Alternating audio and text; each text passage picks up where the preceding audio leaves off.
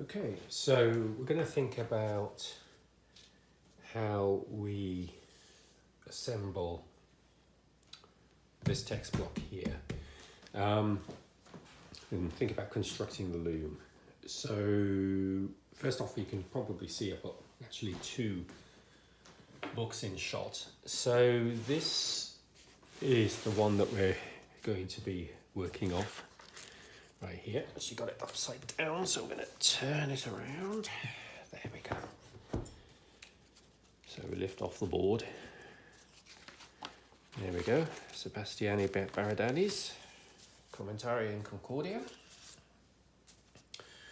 There's a whole section of separated gatherings. I wanted to draw attention as well to this guy. So this just arrived in the mail. It's almost the same size, a little smaller, as you can see. This is 1620, this guy's 1670. I'm going to be doing a separate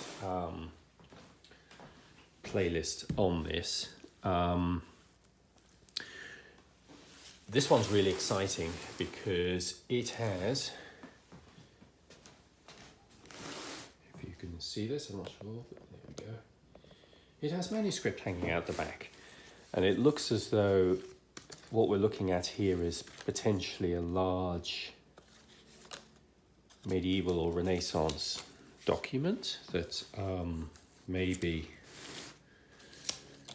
a letter or a contract. So we're going to have a really exciting time when we do this playlist, demonstrating how I extract these manuscripts or recompile them, hopefully get them back into one contiguous document, which would be really exciting.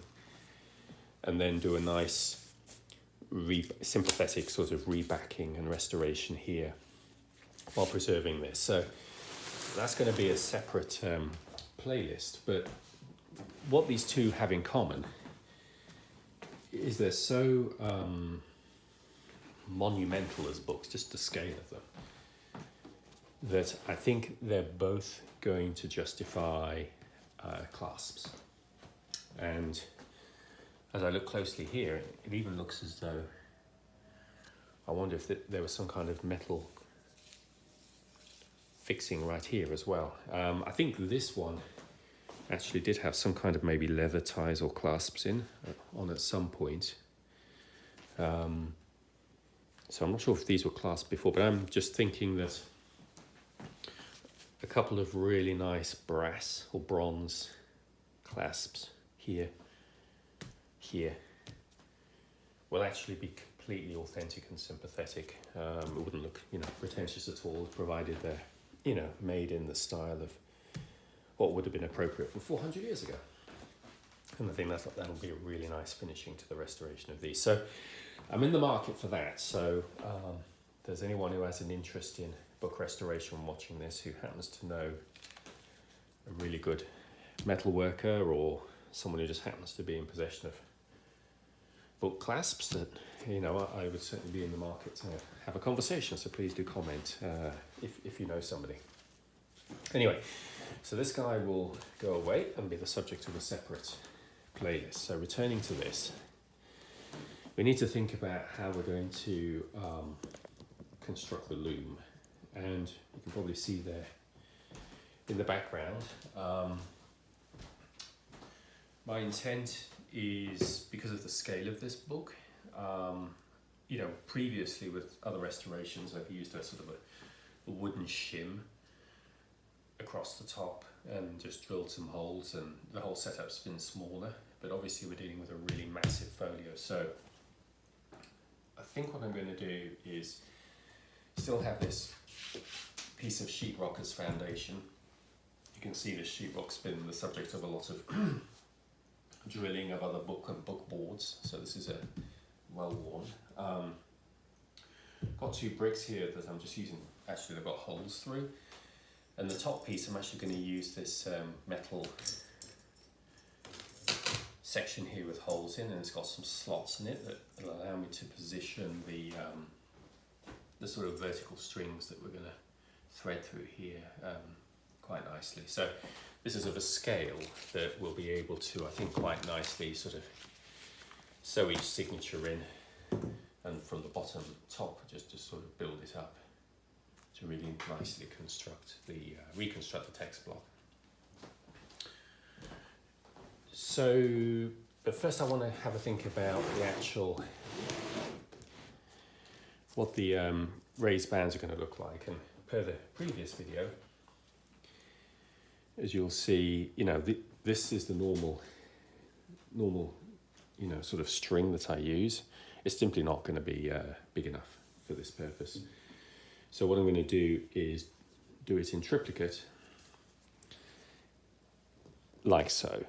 I'm just going to show how I'm going to assemble that, because I think I'm going to do that in a specific way. Right. So this is the core that we're going to put into triplicate, and what I've got here is actually, this is just one strand out of this, and I'm just going to use this to tie things together, and I'll do that in a way I'll demonstrate shortly. So first off, I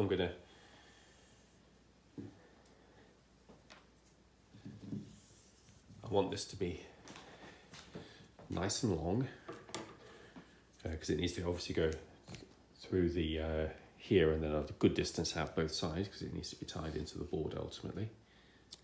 So I'm going to cut that length there, cut that length there. Now what I'm going to do, this is going to seem slightly odd, but I think logically it makes sense. What I want to avoid is this section here actually unraveling in any way, either when it's on the loom or frankly afterwards when the restoration is complete. So what I'm going to do is estimate, okay, that's the section that's going to be in the text block, and these are the ties that are going to anchor the boards. So what I'm first going to do is actually tie these together using this extra piece of just ancillary twine.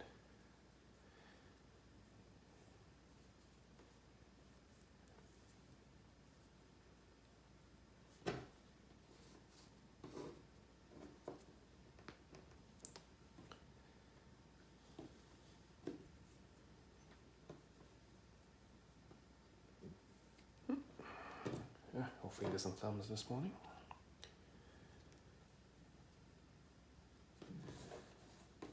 They're more or less the same length.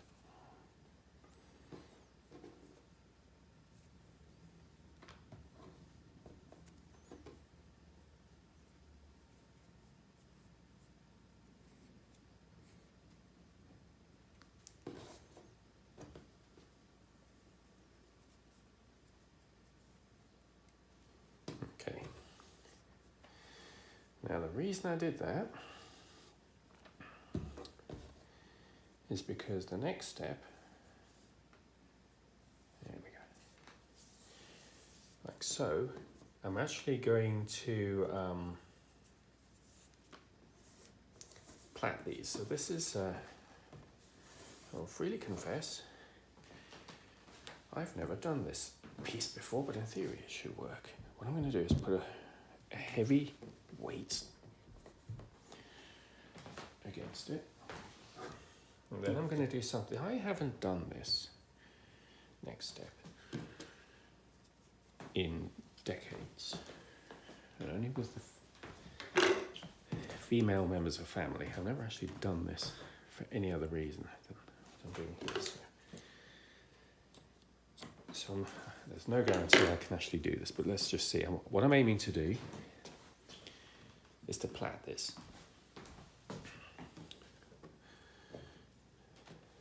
Let's see if I can remember how to do it. This is literally going back 40 years now. Let's see if this even works.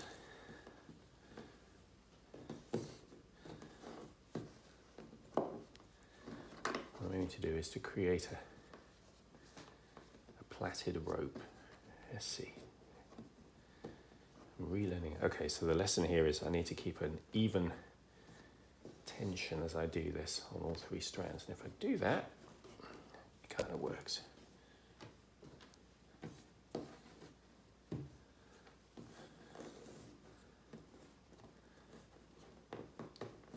Okay.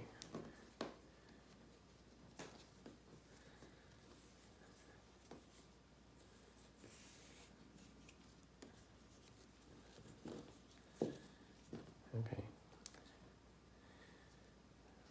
Learning as I go here. This is slowly becoming more competent as I work my way down. Hopefully you can now understand why I sort of tied those together, because otherwise this would just be, even with the weight, it would still just be coming undone and just be a total nightmare.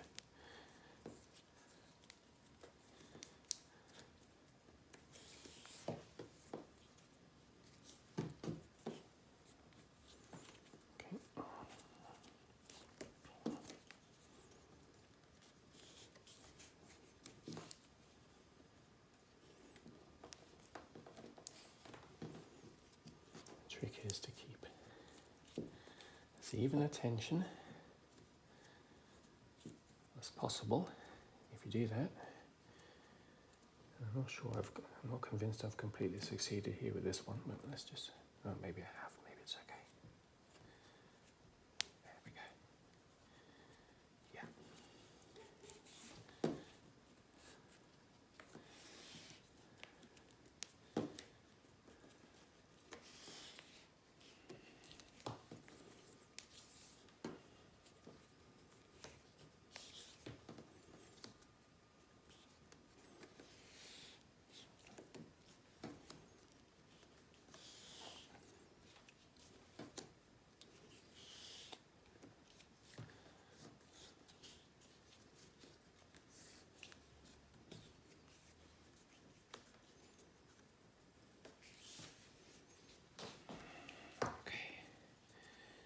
I think I'm almost there.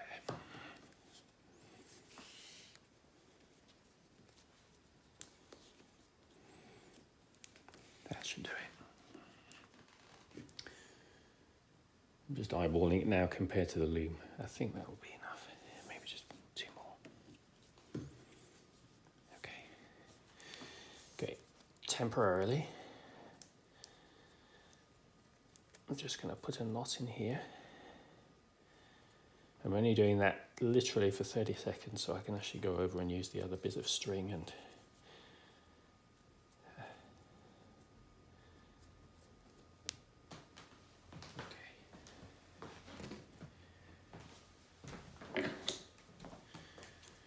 Alright, I'll tie that there.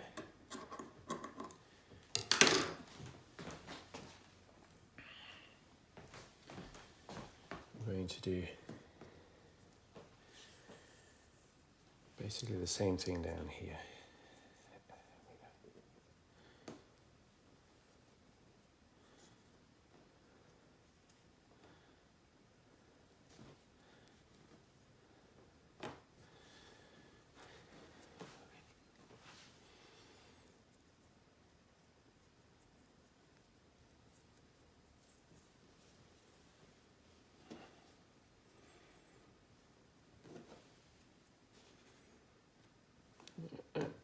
See if I can. Yeah, my knotting of this is a little different, obviously because it's all tied together, so I think it'll still work. Obviously, hit the third one there.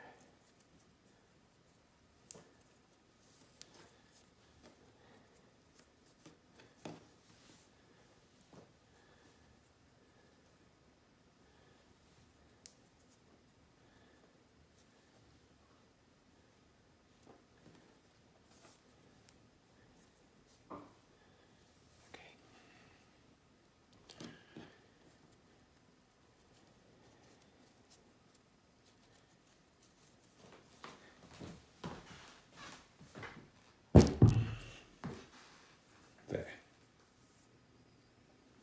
This will go here. These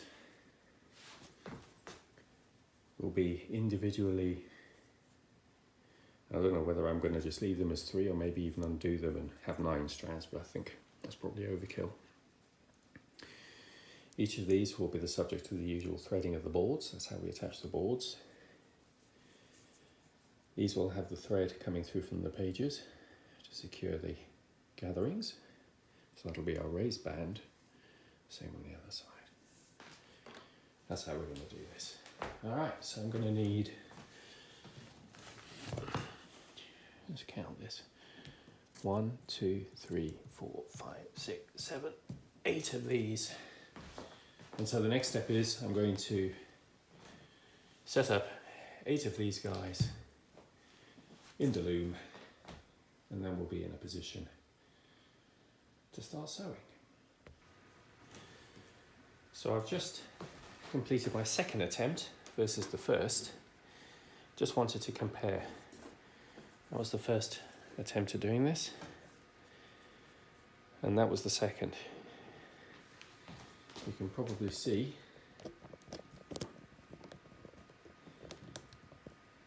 big difference in quality.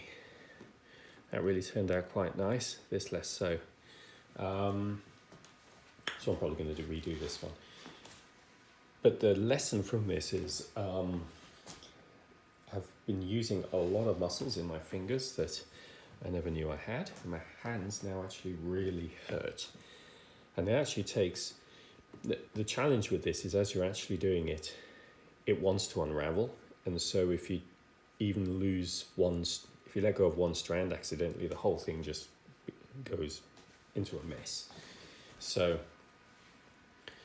the lesson for me is, after doing each of these, give your hands, it's quite an intense process while doing it, so give your hands a chance just to relax and recuperate afterwards. Because clearly I don't do this for a living, so my it's actually quite exhausting here. So there we go. So I'm going to continue until we get 8 of these. They look like those. Okay. We now have 8 of these things ready to use. So my next step is going to be to prepare this sheetrock to build the loom.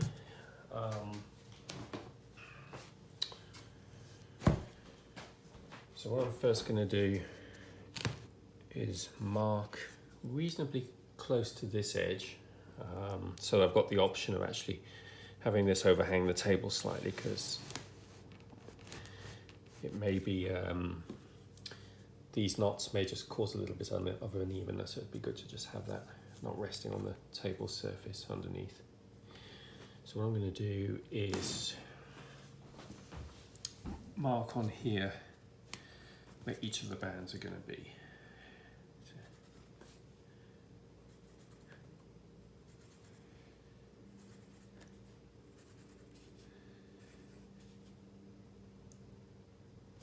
Yeah, that one's not quite right. Getting a little ahead of myself. I think that's there. And there. Okay. So I'm going to drill these 8 holes out, thread these through. These individuals I'm going to pull through these holes here, and that will be our loom, and then we'll be able to start sewing the text block back together.